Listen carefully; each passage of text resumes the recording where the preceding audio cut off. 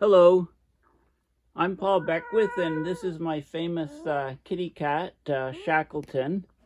It's very difficult for me to have him in videos these days because my dog, Newton, is so jealous. You know, I have to pick him up and he gets licks, and I get licks, and the dog gets all frantic because he's very, very jealous. But anyway, Shackleton's here. He's doing okay. He's a bit old now. He's not moving as quickly and sleeping more and shedding a lot. But anyway, here he is, the star of my show, Shackleton. So I'll just let him be because he's not very happy. So in this video, I'm going to talk all about some of the extreme weather events that Canada has been seeing.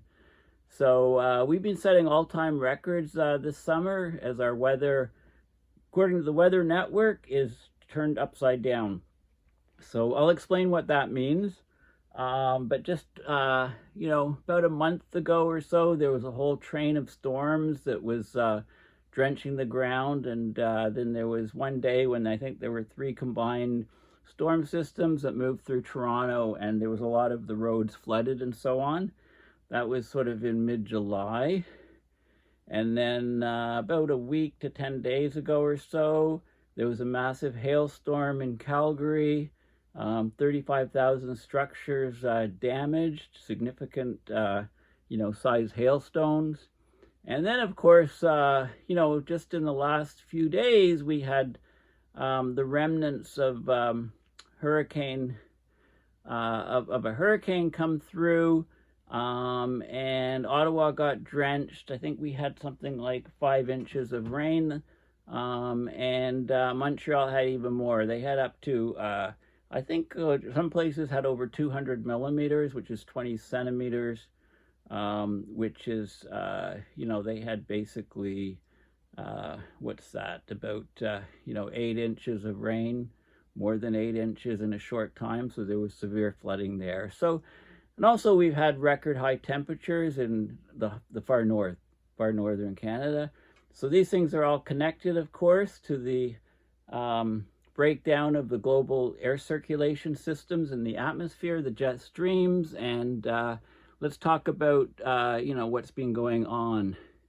And, I say to people out in Calgary, for example, yeah, that carbon price is really high, eh? They complain, one of the slogans of the opposition party is "Axe the tax," right? And, it's... they don't want to do anything about climate change. They hardly recognize it out in Calgary and lots of Alberta. So, maybe this is karma to them. I don't know. So let's talk about what's been going on. The Weather Network has had a good series of articles on all of these things I've mentioned. So I thought I'd just put together this quick video to show you some of these. But really, to show you Shacky. You haven't seen him for a while. So all-time records shattered as Canada's weather turns upside down. So basically we've had a bevy of rainfall and heat records. There's been a strange pattern across Canada. This is an atypical weather pattern. Look at the huge heat recorded in the Arctic. This was between August 6th through the 9th.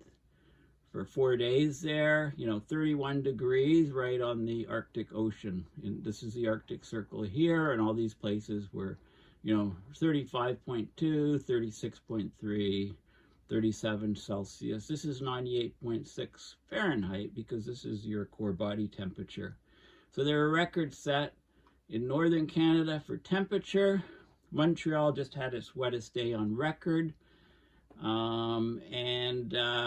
Like I've mentioned, the record rainfall in Toronto a month ago, and the record hailstorm in Calgary. So basically, according to the meteorologist, we had a weak Rex block, and that led to these topsy-turvy conditions. So blocking patterns high in the atmosphere act like traffic jams that lock conditions in place for days on end.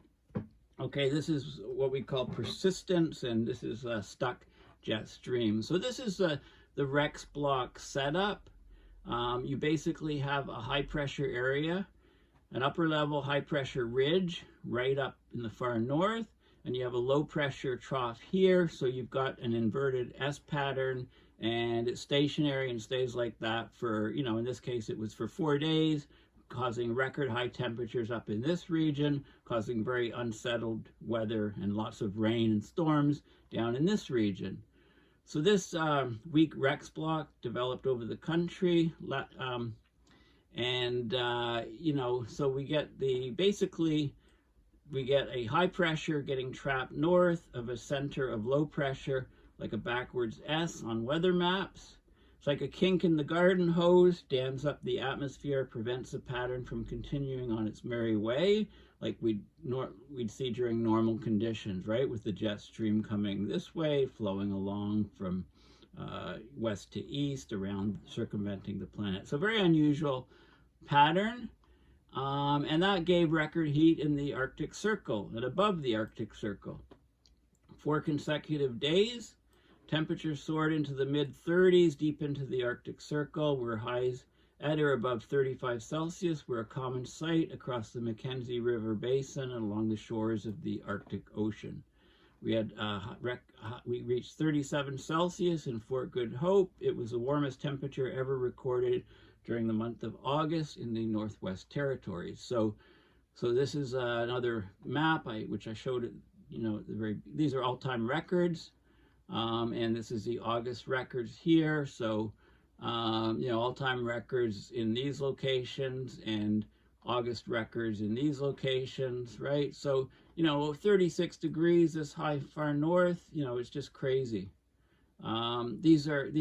This region was hotter than Miami, hotter than LA. The community of Inuvik, right, that's right up here on the Arctic Circle, recorded its hottest ever temperature, 34.8 Celsius. That's nearly double the seasonal high for the first half of August. So these temperatures are just way outside the norms, way outside the norms. And since those 4 days of the Rex block held in place, it's weakened and we're getting to more normal temperatures in these regions now. But one of the things down here is with the low down here, you get these storms streaming up. We had the remnants of Hurricane Debby. It brought torrential downpours to eastern Canada to end the week, but it hit the region in an unusual manner around Montreal. Normally, the remnants of these tropical storms, like Hurricane Debby, they reach Atlantic Canada. They come up and hit Atlantic Canada. The worst impacts are normally along the coast of Nova Scotia and Newfoundland, but not the case with Debby. So Debby came much further north, and these are the rainfall totals on Friday. Montreal, 158 millimeters, right? That's over 6 inches of rain. Parts of Quebec were 200 millimeters plus, okay? 200 millimeters or 20 centimeters, right? An inch is 2.54 centimeters. So this is 8 inches of rainfall, and the infrastructure just can't handle that sort of thing. So we set, you know, the record in Montreal. Many rivers were flooded, many streets were flooded, many basements were flooded across Montreal. So Montreal saw a whopping 158 millimeters of rain on Friday. So that made August 9th the new benchmark for the highest one-day rainfall total recorded at Montreal Airport. The previous all-time one-day rainfall record was 87.6 millimeters back in 1880. So look at that. It didn't quite double it. It just blew apart the rainfall record for one day. And there was significant flooding across the province of Quebec. Many places saw well in excess of 100 millimeters. Some areas closed on 200 millimeters by the time the precipitation cleared out, you know, early Saturday morning. So huge amounts of rainfall in that region. Here's an article on Montreal. Sets record rain record as flooding downpours persist. Okay, so there's lots of images of flooded roads, underpasses, flooded streets. These torrential downpours, fueled by the remnants of Tropical Storm Debby, as it moved through the region. cleared into Saturday morning. And they gave lots of, this is the tropical storm Debby, the radar derived totals, where it came across. So this is in the Charleston, South Carolina, Raleigh, North Carolina, Virginia Beach, Washington.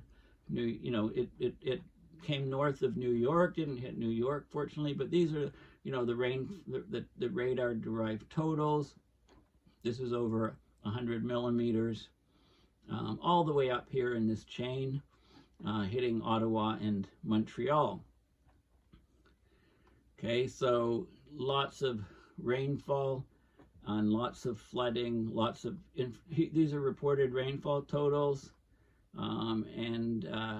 Yeah, I showed you this plot before. So lots of rain in regions where, setting records going back to 1880. Lots of stuff on social media, on the traffic jams and roads covered with water, etc., etc. Southern Quebec still struggling with the remnants. This is an article, this was showing some more of the how much flooding there was. So flash flooding in Ontario and Quebec, road hazards, lots of calls to fire services. They needed boats in rescue operations. Nearly 35 municipalities across Quebec were impacted by the rain. Total of 1,539 homes have been isolated. 344 people evacuated from their homes. Nearly 100 roads affected. That was tweeted out during the storm. Highways closed. River flow rates were way above normal, way above normal. I saw a tweet from the St. Lawrence, how it rose 2 feet in a day, parts of the St. Lawrence River. Okay, so, the people just weren't used to this, and they didn't know it was coming. They knew there was going to be a big storm, but not to this extent. Now, let's go back about a month to mid-July, less than a month. How weather and landscape set the stage for Toronto's latest flood. So Toronto had massive flooding just on July 17th was when it pretty much peaked. So just under a month ago, what happened there? This wasn't one storm. This was actually remnants of another Hurricane Beryl, I believe. Okay, so on a Tuesday, Toronto, Ontario, massive flooding. It approached or exceeded the magnitude of the infamous event in 2013. 97.8 millimeters of rain, that's about 4 inches. That's a month's worth of rain on the morning of July 16th. For the whole month of July, they normally get 74 millimeters, just to show you. So this blew away what they would normally get for the whole month just in the one morning, half a day. And there was widespread flooding of Toronto and the surrounding communities. Many rivers were breached. The Don Valley and Humber waterways pushed to very high levels. Main transit station, Union Station, was flooded with closures and delays. So this is what happened in Toronto. The flooding in Toronto was a combination of events. There were different training storms. The ground was saturated from a lot of rain previously, high humidity, so you're not getting much evaporation of groundwater on the ground. And the storm track was really bad. It was perfect. It was like, let's get Toronto, and then the storm track came along. So there was severe flooding, power outages, overflowed rivers, many records broken. So there was a bunch of key ingredients came together. One of them is the Ontario summer has already been wet. It's likely to take a run at one of its wettest on record. And the upper level winds, the jet streams, helped to steer a significant moisture anomaly via a convective system towards southern Ontario. So this is the, there were multiple rounds of torrential rain passing through Toronto, a train of storms. I believe 3 major storms zipped through, hit Toronto like a bullseye target. So there was heavy flooding rains in multiple Ontario communities, not just in Toronto. Right? U.S. line of storms came tracking across the Great Lakes. and you know, hit Toronto. 2 rounds of torrential rainfall occurred Tuesday morning, followed by wraparound training storms with more heavy rain. So this is the flooding, flood past radar. You know, this is where the storms trained through here. You know, hit Stratford, Kitchener, Guelph, came you know, to the northeast. Burlington, Oakville I used to live in. My mom's still there. Toronto, Markham, right? All these storms came through. The amount of precipitable water was extremely high, it was like a tropical monsoonal rainfall, if you like, is a good way to describe it. The ground was already saturated from recent rainfall events, including the remnants of Hurricane Beryl. Okay, so there was nowhere for the water to go. This is more images of the amount of flooding rainfall in this region. Toronto, of course, being a big city, it lacks natural buffers to absorb rainfall. You know, it's undergone decades of urbanization. We've removed a lot of natural infrastructure like wetlands, grasslands, forested areas. Those would all act as sponges to absorb rainfall, so it's just a concrete city. Water has to go somewhere. Okay, only 18% of Canada's original grasslands remain, according to a 2023 interview with the Weather Network. The Nature Conservancy of Canada quoted those figures. Okay, so we've gotten rid of these natural barriers, which would be buffers to the water. And, you know, each day Canada loses 272 pro-sized football fields of grasslands due to human activity. Over the course of a year, it's 60,000 hectares or 600 square kilometers, equivalent of 100,000 football fields. Okay, so according to the Nature Conservancy of Canada, the NCC. And Toronto's infrastructure is aging. It needs serious upgrades. Okay, so Ontario timeline, what causes severe flooding? So July 10th to 12th, we had the remnants of Hurricane Beryl coming through in Ontario, including passing Toronto. Toronto had 50 millimeter records of rainfall, lots of tropical moisture, lots of heat, lots of humidity. A couple of days later, July 14th to 15th, there were multiple rounds of torrential rain. The watersheds were basically filled up to overflowing.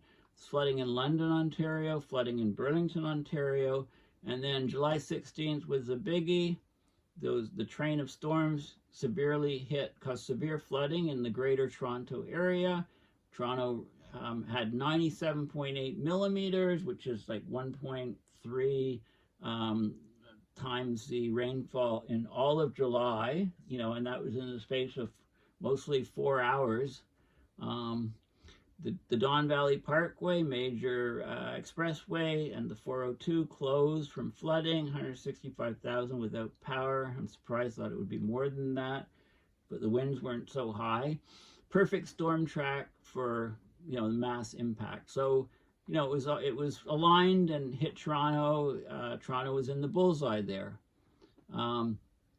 Toronto's infrastructure is still lagging. The mayor noted it's $26 billion behind, more than 10 years behind in repairs in the Toronto infrastructure. And then they talk, of course, whenever there's a major flood, then they talk about national level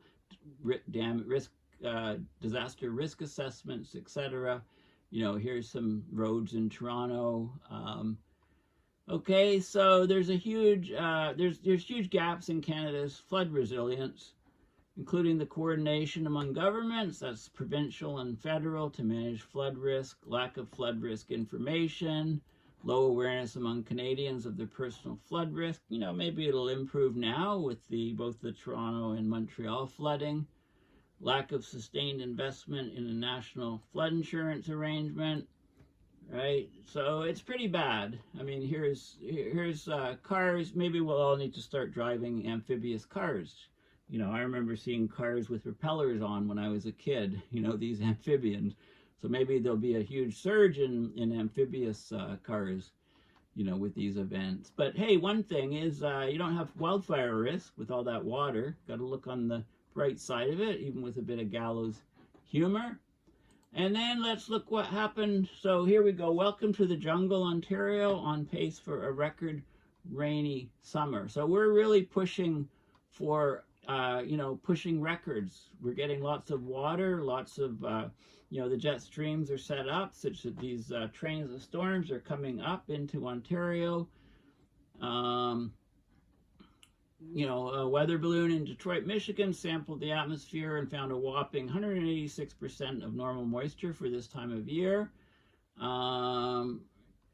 This is a sounding, the amount of water in the atmosphere, lots of water, and it came up into Canada. Here's the pattern that we've been seeing. These convective storm systems have been coming through here. This is sort of the pattern. So it's been hitting all of these places. Here a lot of these trains are running through Windsor, Hamilton, Toronto, all the way up into Ottawa, Montreal, and so on. Whereas other years they've been, the U.S. has been nailed more. These are summer rainfall totals. This was an article on the Toronto storm, so up until mid-July, I'd like to see the present ones now, but, huge rainfall records, Ottawa a lot, Toronto, Hamilton, all these places along the lake. And then they gave forecasts, which said for continuing rain, which we've been seeing in the month following the Toronto incident. Now, what other cities in Canada are getting nailed? Well, we had a massive hailstorm that hit southern Alberta, and that was about a week ago or so, and it caused major damage. So there was very large damaging hail throughout the city of Calgary and the outlying area. Lots of videos showing the hail. Now, southern Alberta is also known as Hailstorm Alley. It was at the forefront of this severe weather about a week ago. There was a lot of tornado potential, tornado warnings. They didn't materialize for the most part. It was the heavy hail. The stormy weather started in the early evening, just in time for the evening rush hour to start, and it continued throughout the night. So there was golf ball-sized hail in a widespread region. And of course, there was rain from these storms that hit, the region of Jasper, where they were very helpful because, of course, I'm not mentioning Jasper, but there was a massive fire there that destroyed, a third of the town or something. Massive wildfires, that they're continuing this summer as well in Canada. Here's some, there's lots of videos of large hail hitting. And rest in peace, Gazebo. You served us well over the years. So, here's some heaps of hail 9 hours after the storm moved through. They still weren't melted out, widespread hail. There's images of the size of some of this stuff. Caused lots of damage. There were winds that knocked down trees, etc., etc. There was damage to the Calgary airport, I believe. Ball bearing size hail. Sounds crazy, right? Sounds like machine gun fire. Ditches east of Strathmore filled with golf ball sized hail, even 6 hours after the storm. So they've, melted somewhat. And here's some survey. There was a survey from something called these guys. There's the Northern Hail Project. It's a fairly new group, I think, that formed. It's a bunch of people connected with Western University, I believe. And, I think it's there's not a lot on the website, but they've got this Northern Hail Project. Record-breaking hail, 123 millimeter in size, weighing almost 300 grams.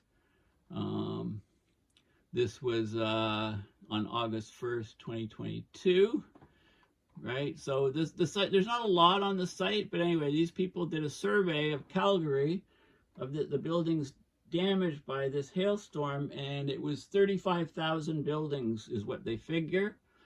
The scope of the damage resembles losses occurred during the infamous 2020 hail event that hit the city. So back in 2020, there was a big hail event that hit Calgary, and I think it was about 1.2 or $1.4 billion worth of damage. And this one that just happened on August 5th has damage similar to the city's infamous 2020 hail event. So this is now the infamous 2024 hail event.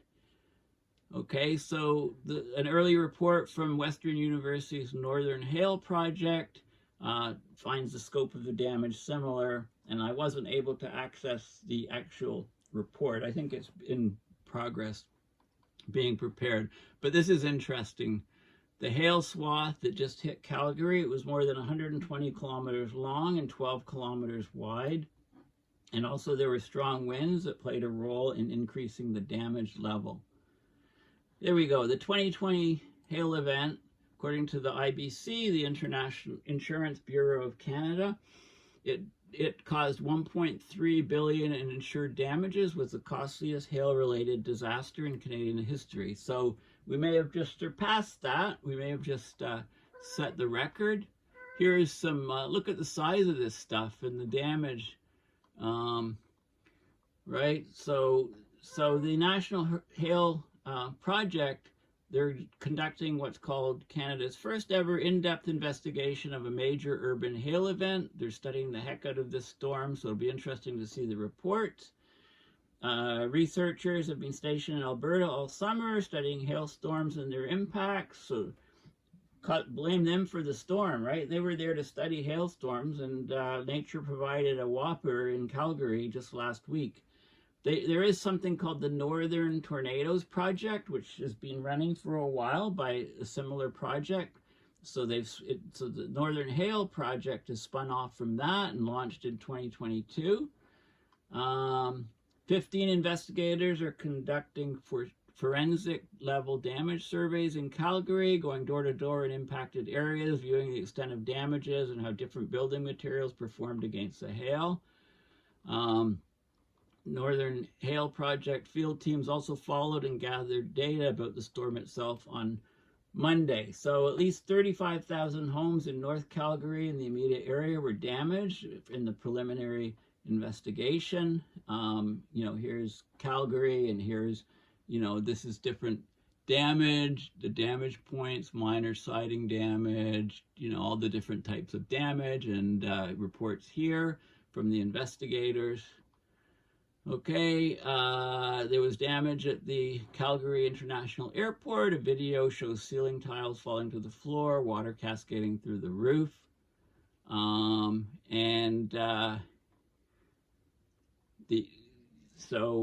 Yeah, basically, you know, 6 aircraft grounded. The severity and direction of the actual thunderstorm and hail became clear less than 30 minutes before impact. Okay, so they had a little bit of advance warning, lots of houses with siding damaged. We won't know the total value from this storm. That'll be released in 30 to 35 days, but, you know, if you want to compare it, it's too early to properly compare this storm. It just happened last week to the one in 2020. The one in 2020 resulted in 70,000 insurance claims, 1.3 billion, as I said. So this one, you know, it's more expensive to fix stuff today than it was in 2020, right? In 2024, all insurance claims costs are up because of the cumulative impact of more storms and more damage, etc. So this is probably going to be higher, but it's too early to say. And, you know, the insurance industry is taking a hit. I mean, we had the wildfires in Jasper. We had significant flooding in Ontario a month ago. We had now the huge flooding event in Montreal just in the last few days, and the hailstorm about a week ago. So Canada is on track to have a very expensive year for catastrophic claims this year, right? It's time to look at how we build, where we build, what materials we use, right? Because these events aren't going away, they're just getting worse. They're becoming more frequent and more severe, so we have to build better. And there's lots of, here's tennis ball sized hail, basically. So loads and loads and loads of damage. And you know, next time somebody in Alberta, or especially Calgary, says, "Oh, that carbon tax is really expensive," just talk to them about this extreme weather event. So thanks for listening. Please go to my website, paulbeckwith.net, and donate to my PayPal to support my research and videos. Thanks again. Bye for now.